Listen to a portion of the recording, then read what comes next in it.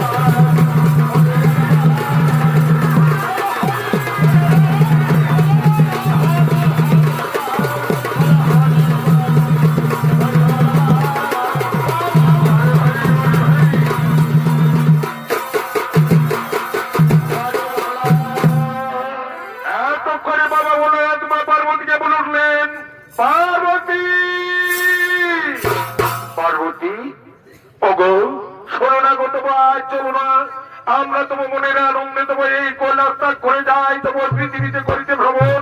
আর ওই পৃথিবীতে ভ্রমণ করতে গিয়ে দেখবো পৃথিবীর মানব জাতি কেমন করিবে আমাদের পূজা অর্চন, কেমন করিবে আমাদের সেবা যতন, তা দেখিয়া তোমার দূরাইব তোরণ। ঠিক বলেছ স্বামী, তাই তো আমার বড় ইচ্ছা হয় গো, তোমারই তোমার সঙ্গে লইয়ে তোমার পৃথিবীতে করিতে যেতে ভ্রমণ। তাই চলো আমরা তোমার দুইজন যাই তোমার পৃথিবীতে করিতে ভ্রমণ। আর পৃথিবীতে ভ্রমণ করতে গিয়ে দেখবো পৃথিবীর মানব জাতি কেমন করিবে আমাদের পূজা অর্চন, কেমন করিবে আমাদের সেবা যতন, তা দেখিয়া তোমার জোড়াইব তোরণ। চমৎকার মারমতি চমৎকার, আজকে তুমি তোমার কথা শুনে তোমার আমি হলাম তবু মুগ্ধ। তাহলে সরো, আর বিলম্ব না করে চলো পার্বতী, চলো এই মুহূর্তেই আমরা দুইজন তবু কৈলাস ত্যাগ করে ওই পৃথিবীর দিকে করব পদার্পণ। কিন্তু স্বামী গো, কেমন করে আমরা দুজনেই যদি এই কৈলাস ত্যাগ করে যাই তবু এই পৃথিবীতে করিতে ভ্রমণ, তবে এই কৈলাসের কে করিবে রক্ষণাবেক্ষণ?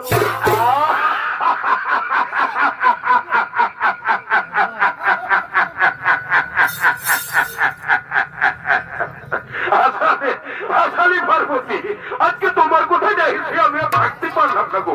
বলি ও গো, বলি এই কৈলাস থেকে তোমার রক্ষণাবেক্ষণের লোকের অভাব রয়েছে। ওদিকে রয়েছে তোমার, ওদিকে তোমার রয়েছে তোমার ওই গজানন সারণ রয়েছে তো বডিঙ্গি ঠিকই, তাই তো এই কৈলাসের রক্ষণাবেক্ষণের লোকে নাই কত বড় অভাব। তুমি তাতে কি করবে তা তোমার তো নেই কোনো প্রয়োজন। না স্বামী না, তা কখনো হয় না। এই এই কৈলাসের রক্ষণাবেক্ষণ কেউ কখনো করিতে পারবে না গো।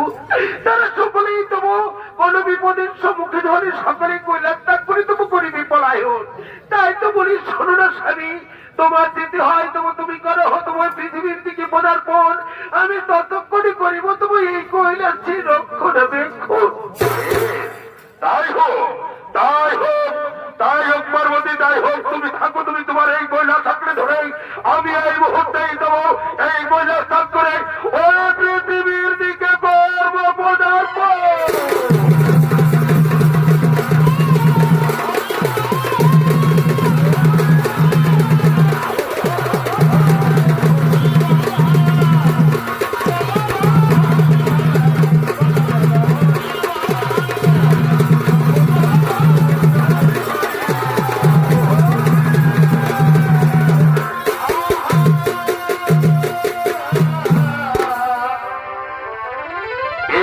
মা পার্বতী ততক্ষণে তবু তার কৈলাস আঁকড়ে ধরে রইলেন, ওদিকে ততক্ষণে বাবা ভোলানাথ তবু সেই পৃথিবীর দিকে করলেন পদার্পণ। আর পৃথিবীর দিকে পদার্পণ করেই পৃথিবীর বিশ্বশ্রেষ্ঠ রাজা সত্যবতী রাজ দরবারে তব সে তার শিব মন্দিরে করলেন অন্তর্ধান। ততক্ষণে ওদিকে সেই বিশ্বশ্রেষ্ঠ রাজা সত্যবতী ধীরে ধীরে তার শিব মন্দিরে রাজ দরবারের দিকে হাতে ফুলের মালা নিয়ে করিতেছেন আগমন।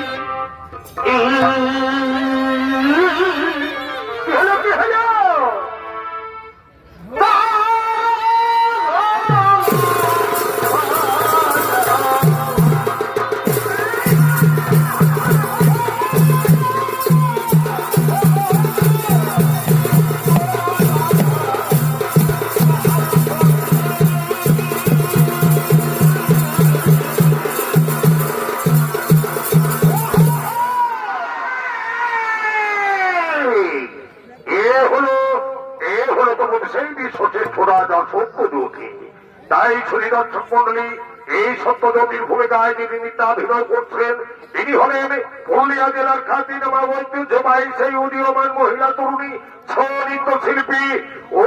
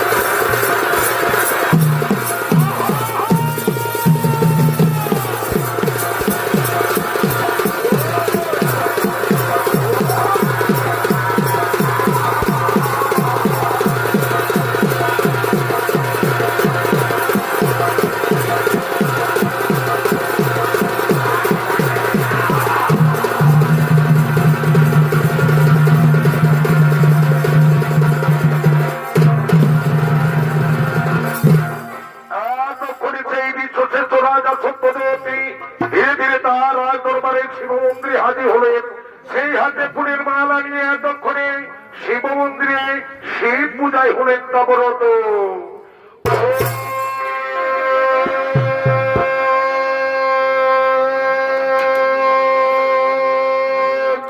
মহাদেব মহেশ্বর সর্বপাপ হরুদেব মুগ্রায় নমো নমঃ। ওম মহাযোগী মহেশ্বর সর্বপাপ হরুদেব মুগ্রায় নমো নমঃ। ওম নমঃ শিবায় নমো নমঃ। ওম নমঃ শিবায় নমো নমঃ। ওম নমঃ শিবায়।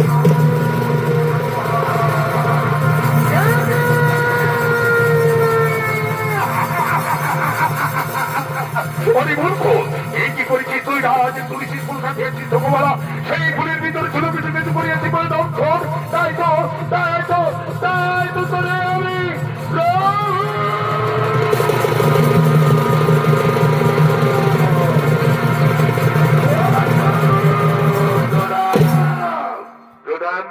আপনার রাগার তুমি চরণে সহস্র শত কোটি জানাই প্রভাব। কি সৌভাগ্য আজ আমার পেয়েছি দেবো আপনারে প্রথম পুজোয় প্রথম দর্শন। নাই দেব তবু ওই তোর প্রণামে করে দেবো, দেব না তবু তবে আশীর্বাদ, দেব তবু আমি তোরে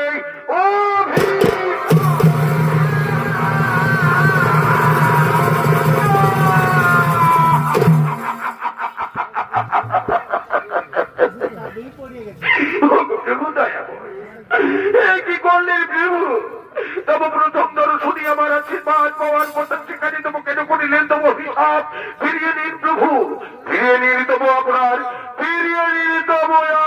ওই অভিশাপ। আমি কখনো রেনে নিতে পারবো না। ওরে মূর্খ, তুই মনে রাখিস তবু তুই রাজের তুলসিস ফুল তবু গাছে আছিস পালা, সেই ফুলের ভিতর ছিল তবু বিষকেতু করিয়াছে মনে দংশন। তাই তো তোরে করিলাম অভিশাপ। যা মোর অভিশাপিত মাছ হতে তোর রাজকুল ছেড়ে তোর জন্ম হবে তবু ওই অসুরের কোলে, নাম হবে তবু তোর অসুর সন্তান।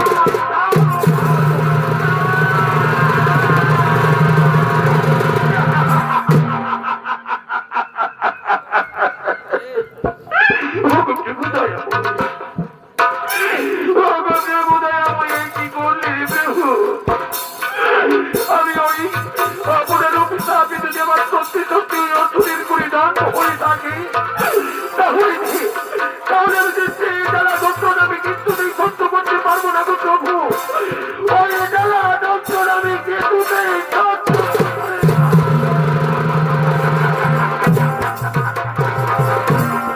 আর তাই যদি হয় প্রভু, আপনার অভিশাপে অভিশপ্ত হয়ে যদি আমাকে ওই অসুরের পুরী জন্ম নিতে হয় তাহলে বলুন প্রভু, তোমার অভিশাপ থেকে আমি কবে পাবো?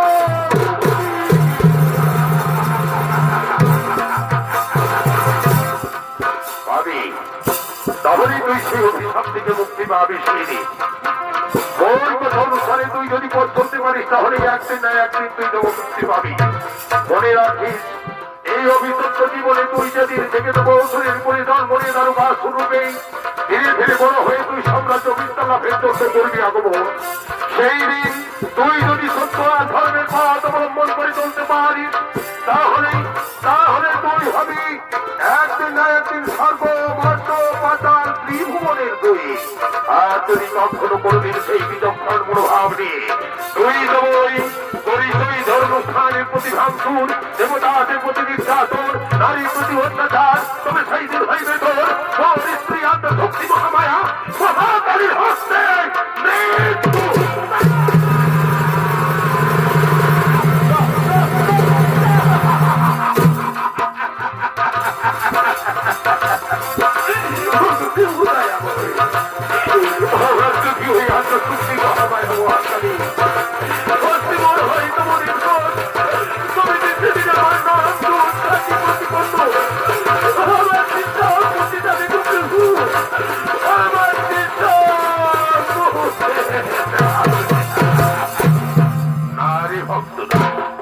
তোর সবকিছু মুছে যাবে না, তুই এইটুকু মনে রাখিস, তবে সেই দিন আত্মা শক্তি মহামায়া মহাকালী রূপে যখন তোরে করিবে নিধন, তোর নাম অনুসারে তব সেই স্থানে নাম হবে তব দ্বারকা। তোর মৃত্যুর পরেই সেই দ্বারকায় শ্রীকৃষ্ণ রূপী নারায়ণ যুগে যুগে তো অবতীর্ণ হয়ে থাকবে। ওই স্থান হবে তো পূর্ণ তীর্থস্থান। ওই স্থানের নাম থাকবে প্রত্যেক মানুষের মনে, প্রত্যেক মানুষের প্রাণে। আর তোর নাম থাকবে চির অক্ষয়, চির অমর হয়ে, চির অক্ষয়, চির অমর হয়ে। আমি এখন আসছি রে ভক্ত, আমি এখন আসি, আমি এখন আসি।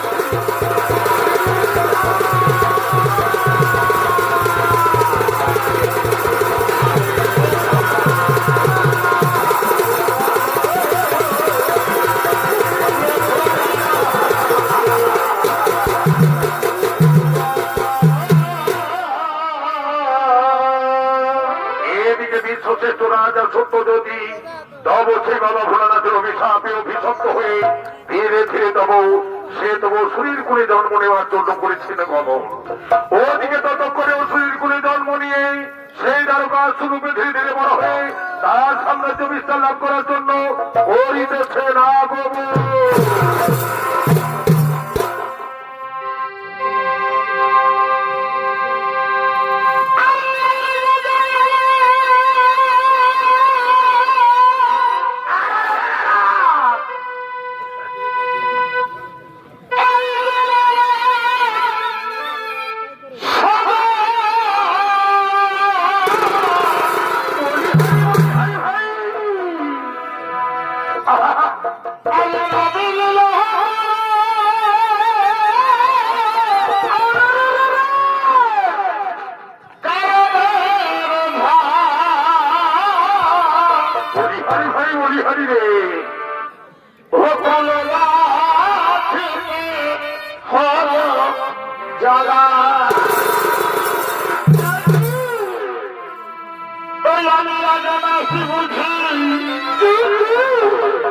তোমার প্রেমে হইলাম রাজি,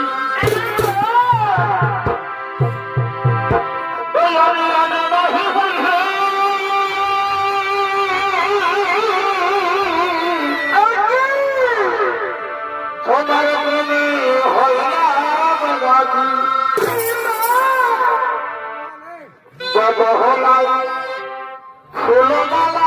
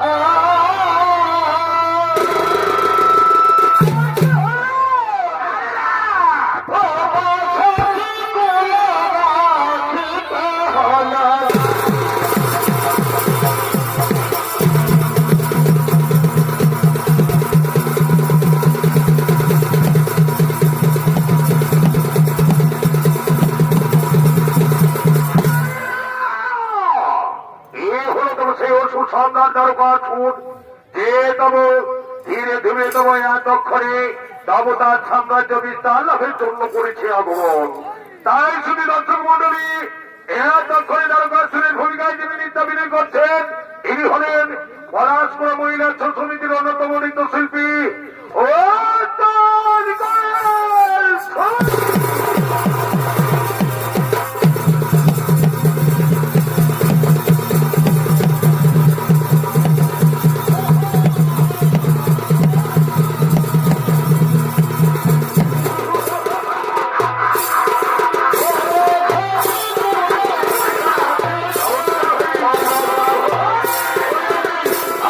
আছি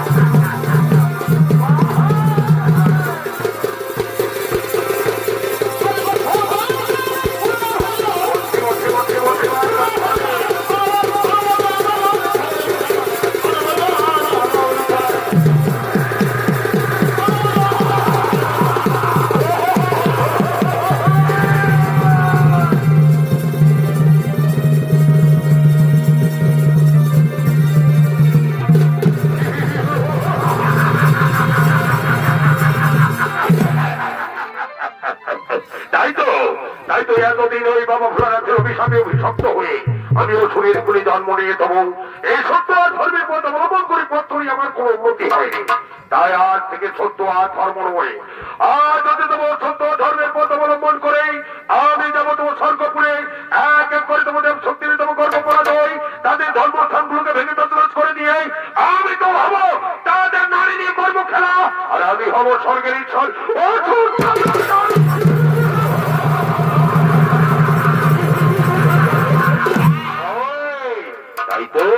তাই তো আর বিলম্ব না করে এই মুহূর্তেই দেবো আমি আমার ছোট সামর্থ্যকে সাজিয়ে দিই, আমি স্বর্গের দিকে দেবো কর্মগমন। ওরে ওরে আমার ছোট সামর্থ্যগণ, কে কোথায় আছিস তোরা ছুটে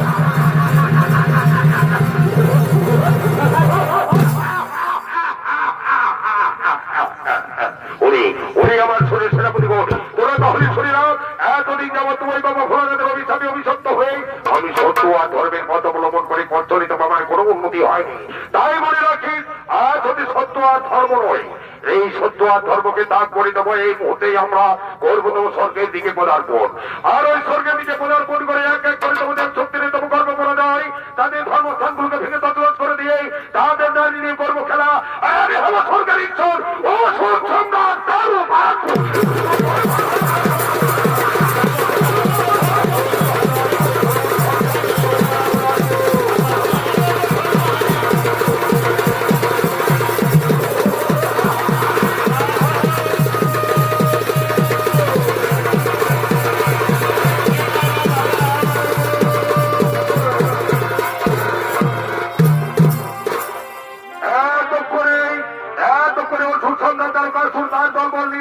একদিকে করলেন গমন, ওদিকে ততক্ষণে দেবরাজ ইন্দ্রের আমন্ত্রণে আমন্ত্রিত হয়ে স্বর্গের 33 কোটি দেবগণ দেবরাজ ইন্দ্রের দেব সভার দিকে ধীরে ধীরে করেছেন আগমন।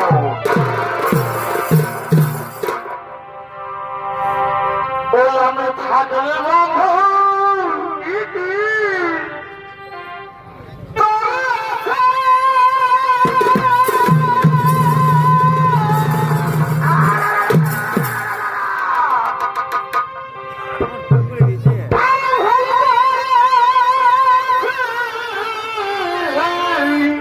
কি হলো ভাই?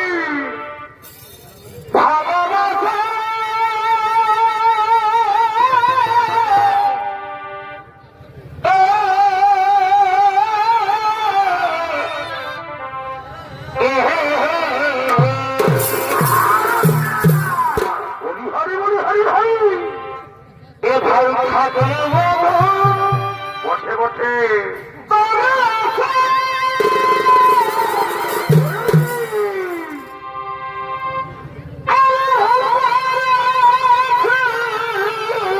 কি হলো ভাই?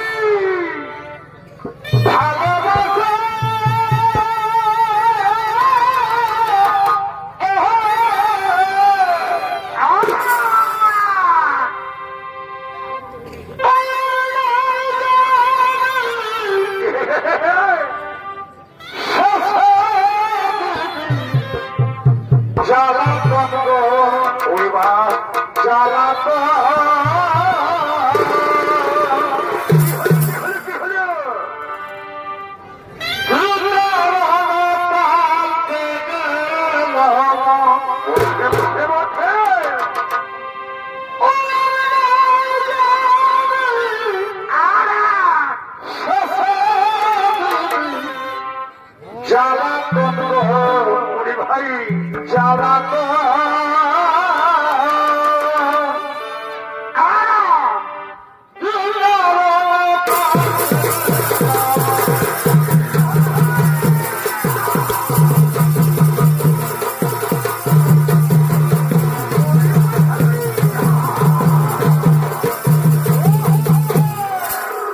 এরা হলো সেই 33 কোটি দেবগণ। এতক্ষণে তোমার সেই 33 কোটি দেবগণ দেবরাজেন্দ্রের আমন্ত্রণে আমন্ত্রিত হয়ে ধীরে ধীরে তারা দেবরাজেন্দ্রের দেব সভার দিকে করিতেছে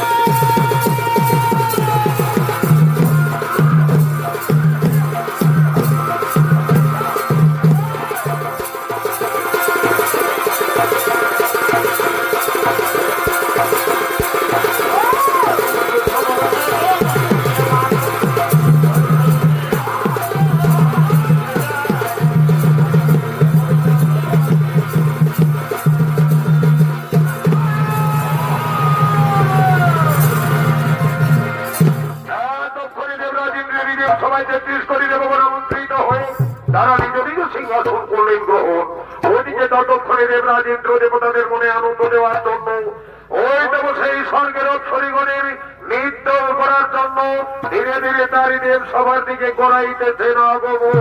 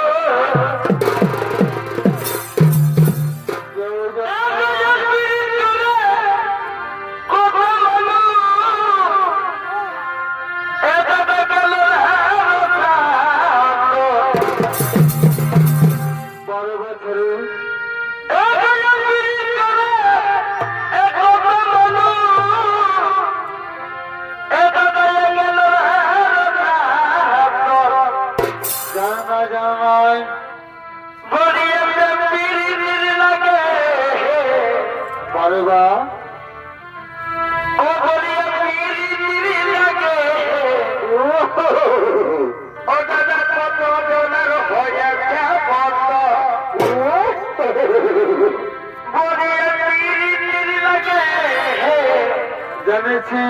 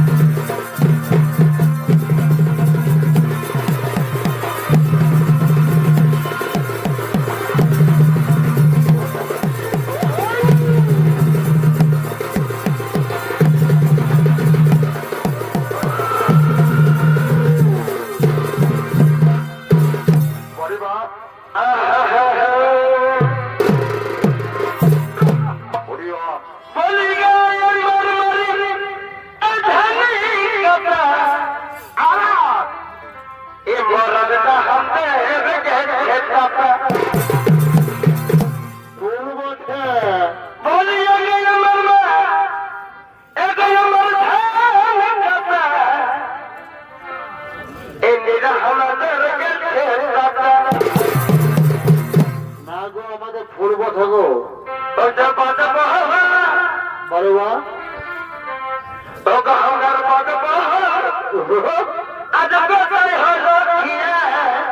ভাই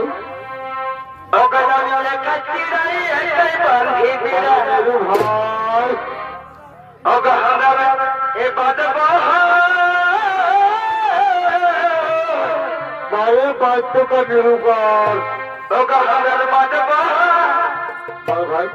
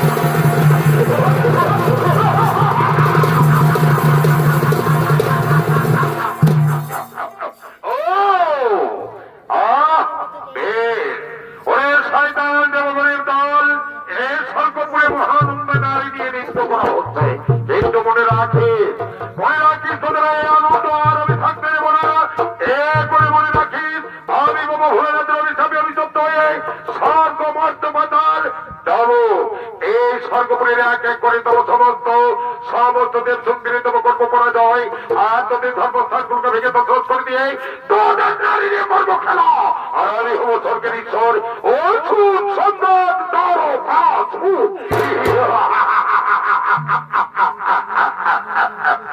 ওরে ওরে শয়তান ও শুকুলাঙ্গারে স্বপ্ন তোর না হবে তব পূরণ মনে রাখিস তো অনেক অনেক ওষুধ গোলাঙ্গার অনেক বড় বড় বল নিয়ে তোমার আছে এই সর্বপুরে, কিন্তু সকলেই তোমার এই দেব শক্তির কাছে হয়েছে পরাজয়, তাই তো তোরেও হতে হবে পরাজয়। এই এত বড় সাহস ওই দুষ্টপতি দুরাচার গোলাঙ্গার দেব করে, তাই যদি হয়ে থাকে তাহলে এগিয়ে আয় যুদ্ধই হবে তারই পরিচয়।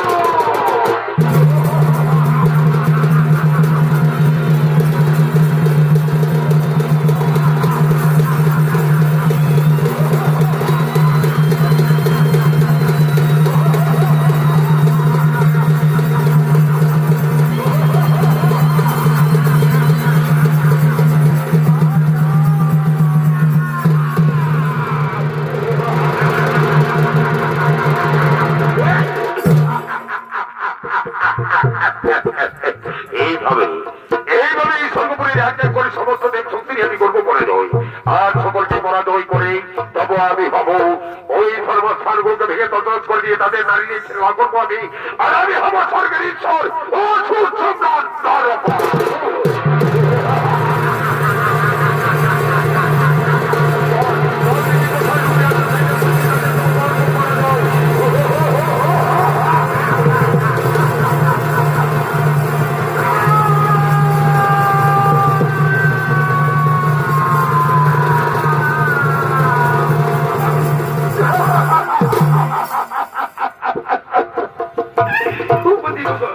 কি হবে এখন তাই বলো,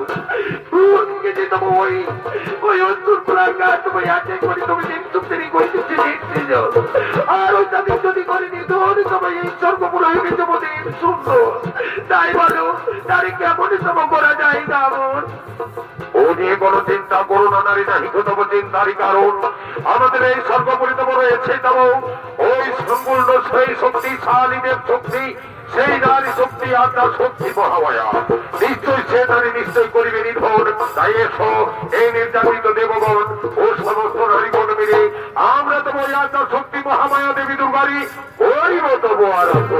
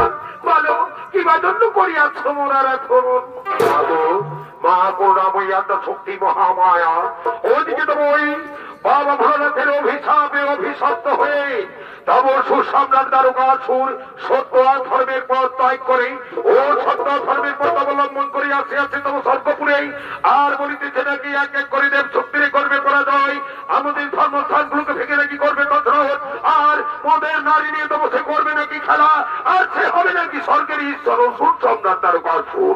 তাই তারে গর্ভ দমন মা, নয়তো তব দেবকুল হইবে শূন্য। তাই হবে গৌর, তাই হবে দেবগণ। যাও তোমরা নিজ নিজ সিংহাসনী করো ভগবান, আমি নিশ্চয়ই ওই অসুর কুলাঙ্গার দ্বারকাসুরী করিব নিধন।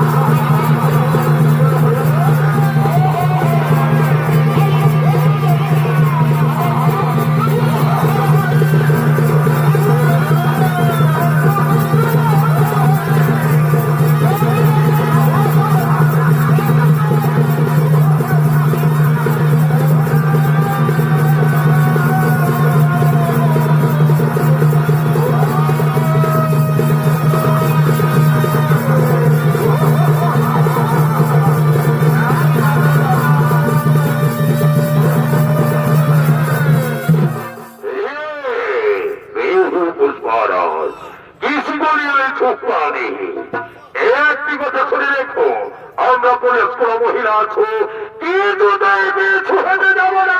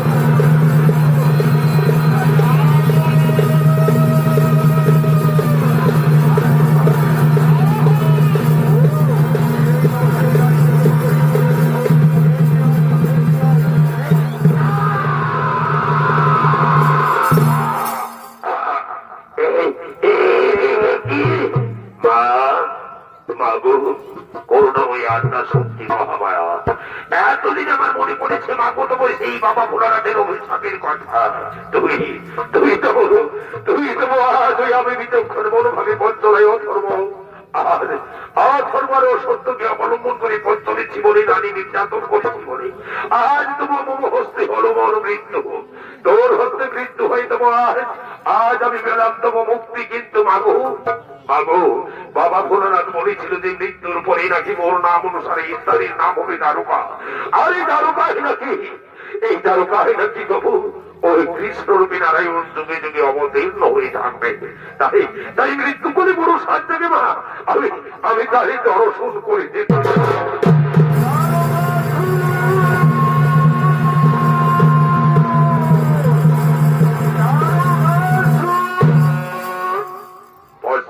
তাকিয়ে দেখ বাবা, আমি যে তোর সম্মুখে আছি। আজ এই বাবা ভোলানাথের অভিশাপ থেকে তোর মুক্তির দিন। এই মুক্তির দিনে তবে এই আত্মা শক্তি মহামায়া মহাকালীর ভেতরে করিয়ে দিয়ে দেব। তাই নিধনকারী তোর মৃত্যুর করি তোর নাম অনুসারে স্থানীয় নাম হবে দ্বারকা। আর এই দ্বারকায় আমি কৃষ্ণ রূপ ছেড়ে দিয়ে নারায়ণ রূপে যুগে যুগে অবতীর্ণ হয়ে থাকবো। আর মনে রাখিস, এই স্থান হবে পূর্ণ তীর্থস্থান। এই স্থানের নাম থাকবে প্রত্যেক মানুষের মনে, প্রত্যেক মানুষের প্রাণী। আর তোর নাম থাকবে চির অক্ষয় চির অমর হয়ে, চির অক্ষয় চির অমর হয়ে, চির অক্ষয় চির অমর।